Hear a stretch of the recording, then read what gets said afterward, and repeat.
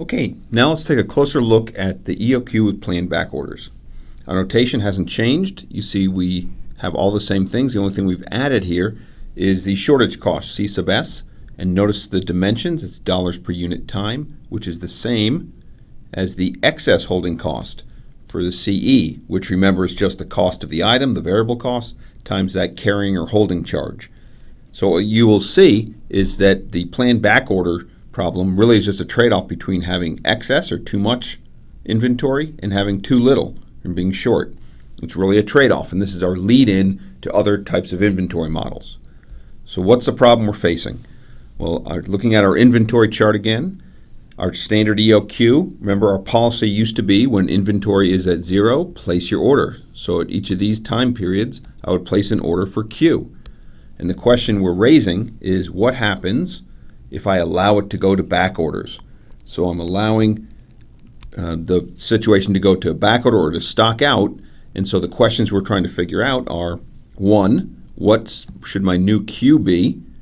And then also, how far down should I be willing to go? How much back order, how much stock out should I allow to happen?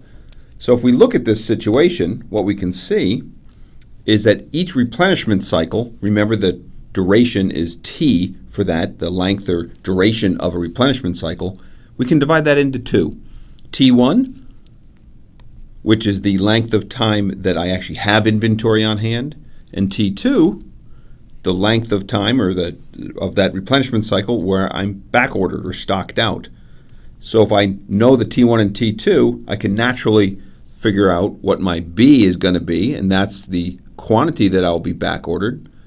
And then I can figure out the maximum inventory on hand I'll have, which is simply the order quantity Q minus that back ordered amount, Q minus B. So what we're going to try and figure out is essentially, let me see if I can change my pen color here.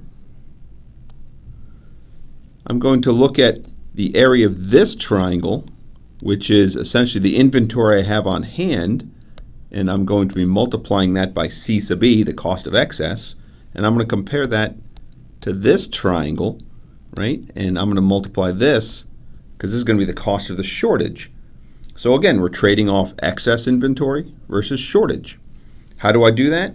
Total relevant cost equation. Notice that I have two variables here. One is the Q, which is the order quantity, and the other is the B, how far I'm willing to go into back order. Similar terms, I've got the ordering cost, CT, cost per order, D over Q, again, is the number of orders I will place over my longer time period. Let's just say it's a year.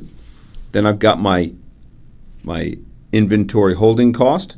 It's going to be CE, the cost of the excess, times the area of that triangle, of this triangle right here. Let me highlight it again. 1/2. The base is going to be T1 over T. It's essentially the percentage of the time of the replenishment period that I will have inventory on hand, times the height, Q minus B. Then I'm going to add in the shortage cost, and that's going to be CS, that cost of shortage we talked about, times the area of this triangle. Let me just highlight it again, right? This area triangle right in here. Okay, so it's going to be CS times 1/2 the base, T2 over T, times the height, B. Now I know by looking at these triangles and remembering back to geometry that the relationship for the large triangle, Q over T, is going to be the same as Q minus B over T1 for this triangle that I'm highlighting, and the same for the B over T2 for this small triangle that I highlighted here. The ratios are all the same, so that means the ratio of T1 over T is simply going to be equal to Q minus B over Q, just rearranging terms. And T2 over T is going to be equal to B over Q. Again, just rearranging terms so I get it into a form that I can use. So, using these relationships, I look back at my total relevant cost equation and I can clean it up a little bit.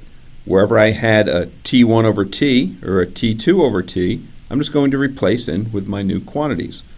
So the total relevant cost equation is here, and I can clean it up a little bit, and so I get this total relevant cost equation as a function of the order quantity and the amount I want to back order, and you can see the three terms.